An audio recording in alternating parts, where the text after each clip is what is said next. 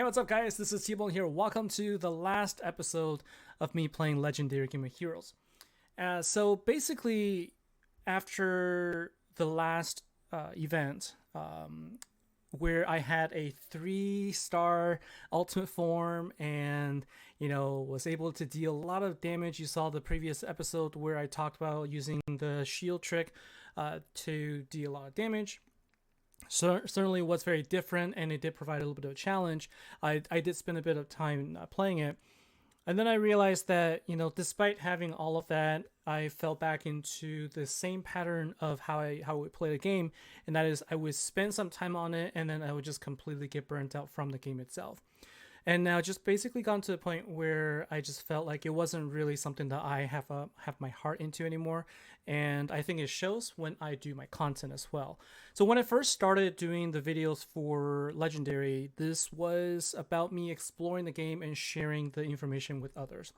The game has changed a lot since then, and I just feel like right now it isn't so much about learning anything new about the game. It's really just trying whatever it is that we can to get through the game itself. For me, anyways, there's just a lot of things that I feel is always a struggle. Whether it's struggling to meet the gem prices on a weekly basis to try and get something, fighting the RNG that is in the game to try and enjoy the event.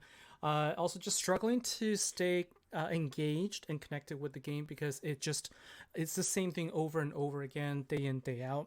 Not really good rewards. You don't feel rewarded, and everything about the game has just changed so much in the last couple of years that I feel that it's just time to move on. And so I wanted to at least let people know, since there's a lot of people that have been following me for a number of years now. And so I wanted to say thanks to everybody for all of your support so far. This isn't the end of my channel. I just decided that I'm not going to be playing Legendary anymore. In fact, I've uninstalled the game at this point, and this is currently my my alt account. And what I thought I would do at least is help one last time and kind of give people my take on what you could potentially go after in terms of the previous ultimates that you could use your seasonal coins to craft.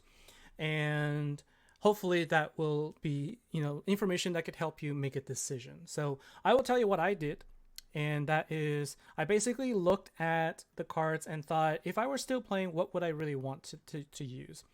Personal experience tells me that the ultimate form for fire definitely has a lot of advantages. It really does help with crushing all of the gems so that you could use the shield trick easier. The ultra rare card doesn't really do a whole lot actually, so it's the master collection card that is the best here if you can just craft one. Then I took a look at the other cards. I didn't like the 4-turn cooldown of the light card, so I just decided whatever it had just wasn't something that interested me. And then I took a look at water as well. I thought that the 100% damage boost from the Master Collection card here was a good option. But then I wasn't sure that I liked this as much. It was 4 power gems on attack, which is fine. And then you do start with more power damage boost if you get more gems on the board. It just didn't appeal to me as much, right? So I'm sure it's strong. And I'm sure a lot of people like it, and it's also one of those events where water is always the hardest to get, and so if you can get it, that would be helpful in the future. But it just wasn't for me. I think the earth was a good one, if you could get both. And then I think between the two, I believe it was the Master Collection card where you get additional damage every time you revive, right? So you can use other cards to help you revive, and then you can get more damage, so that is going to be helpful. Whereas the Ultra Rare card, I believe what it does is it gives you a last stand, but the last stand gives you a full heal, and it increases the drop rate, but it doesn't give you any other boost, right? So it gives you gem creation, but not any damage boost. And so I think the Master Collection card in this case is a little bit better because there are other cards that are revealed. So then finally it came down to the dark card for me. So it was a dark deck, and it was a choice between Alice Unhinged, right? So it gives you 6 dark gems, 6s, and you also increase your self attack, and you can have a turn delay at the beginning of the battle, so that can help in guild versus guild fights, for example. but ultimately I decided to go with Grinning Guardian. If nothing else, just because it has this passive ability that will spawn power gems that basically, if you haven't seen it before, it spawns like a smiley face with different colored gems. And so at least it helps prevent some gem crush, etc. So you can do a little bit more damage. For me, it was really nothing except for just the novelty of it and the fact that you can also make it so that you can create 10 Dark Power Gem 6s for 2 turns on attack. So it's nothing to scoff at. It's still strong. And the end of it, I thought that Dark was the one for me after Fire. So I really liked Fire, but at the end of the day, it was the Dark card that I think was useful. So, that's sort of my take on it. And that also kind of ties into, one of the other reasons why I think that the game just needs to change for the better. And that is, we have now sort of settled into this mindset that water event is a start of a season. Therefore, we don't have a lot of coins saved. We don't have any coins saved up, and it's just going to be an event where you need to spend money in order to get the deck. And I see this a lot where people feel trapped. They feel like they need to go that extra tier so that they can be competitive. And if you think about the pricing structure of the cards here, and then you compare that to all the other games that are available, it is just absolutely insane and ridiculous, really, when you think about how much the gems cost and how high the price goes up every time that you try to pull from the vault. And so this is nothing new, but really, it's just something that I've struggled with for a long time. I've talked about this for a long time, and I just can't deal with it anymore. Okay, so if you take a look at the vault here, you've got, your standard 300 gems, 700 gems for the first 2 tiers, and that's something that you can deal with, right? 300 to 700 gems is something that is manageable. But then as soon as you get past tier 2, you start getting into 1400, 2500, 5000, and then finally 5500 gems for every tier after that. And if you look at how much it costs to actually buy gems, okay, so if you wanted to purchase 2,350 gems, that is going to cost you $20 US. And that's not even enough for you to pull tier 4. So basically, tier 4 gives you approximately 4 cards if you don't have any VIP. And they're basically telling you that those cards, so main event relic and the main hero plus 4 cards, is worth more than $20. All right, but we all know that a main hero doesn't really do anything for the event. You're not getting your money's worth. You're not getting anything that's going to help you with your event. How many times have you seen me go through the event, pull up to tier 4, get nothing but event card and a couple of relics, and then basically spend the rest of the event doing nothing but just tagging, right? And I was able to manage it from a free-to-play perspective, but it was always a disappointment every single week. And so I think of games as something that I enjoy. It's something that gives me joy given the time that I have to spend on it, right?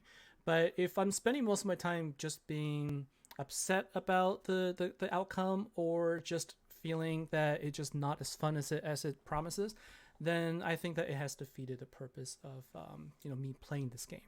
And I think that the pricing structure of the pack and just the random nature of it, all of that contributes to it. But more than that, every game has elements of RNG. Lots and lots of gacha games out there.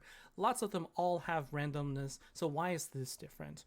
Well, the biggest thing is really what they've done to the cards, to the point where nothing matters unless you have this pink star hero. And nothing else matters even if you have the ultimate hero of this event. If you don't have another corresponding ultimate form from a previous event that happens to have the right boost, then you're not going to be able to compete either. You're not going to be able to take down the bosses. You're not going to be able to enjoy the game as much as you like. And this is despite spending money, buying gems, and trying to collect something.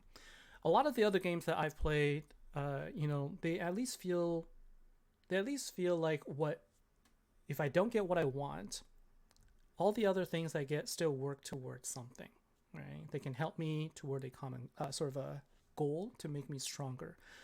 This is the game where week after week, if I don't have the right cards, if I don't get lucky in the vault, then I feel extremely weak. I'm a player that has played this game for over 4 years, and despite the cards I have, there are still many, many weeks where I go in and I feel extremely weak. And I just feel that, there's really no need for me to go through that. And I also feel it wouldn't be fair for me to continue to create content for this game when I don't really feel like my heart's in it. And so basically it is just, me being honest about where things are at. And I wanted to let you know just sort of the state of the game. All right. If you're relatively new to the game, you're enjoying it, great. But you really do need to be very cognitive of just how badly this entire game's pricing structure and the way that they've treated the usefulness of their cards, just how badly they sort of structured it at this point. They've sort of gone to the point where it can't really be fixed anymore. We've got cards that now have 10 times more damage. Okay, so all of these Generation 3 cards, they all have 10 times more damage compared to the Generation 2 cards. But all we ever get when we get any sort of, cards, when we get any wardens or when we get any cards that are supposed to be extras, we only ever get Generation 2 cards that have no use whatsoever. They haven't updated any of the pools, so when we open up an older pack, all we get is nothing but junk. We have to spend gems in order to get anything that is even an old Generation 3 hero. Okay, and so all of the things that they've done is basically they would come out with a bunch of new content and then they leave it behind. Think about the Proving Ground. Okay, like who plays the Proving Ground anymore? I think that they're mentioning that they're going to come out with a new Spire. I'm curious how well that's going to be because after the first Spire that basically lasted for 2 years, I'm not sure that this is going to fix the game at all. All right, so we've got lots of old stuff hanging around. We've got lots of old cards, old catalyst, everything that is not useful anymore. We continue to get, and they're just nothing but junk. And then the things that they say is useful for us. Think about all the evolution coins that we get on the weekly basis, or the keys that we get in the vault. They're only useful for the event, and they don't have any other use afterwards. And so, week in, week out, it's the same thing over and over again. And I think that it is something that you have to watch out for. Don't fall in the trap of feeling like you need to spend extra money to get that one card for the event, because after the event is over, most likely that card will never be used again. So it is something to be careful of, and that is why I'm stepping away. I just feel that this is about time for me to look for something else. And so, having said all that, I am planning on keeping the channel alive. Obviously, I still play with a lot of other games, and you see me with other content. It doesn't necessarily mean that I'm going to, start coming out with content every day. But I will probably try to have more regular content for the games that I do like, I do enjoy, and I'm always looking for feedback as well. Let me know some of the games that you enjoy. I think some of the games I'm playing right now, Disgaea, and I'm still playing Era Chaos, but Disgaea is one that I'm definitely spending a lot of time on, and that was a recommendation from a viewer.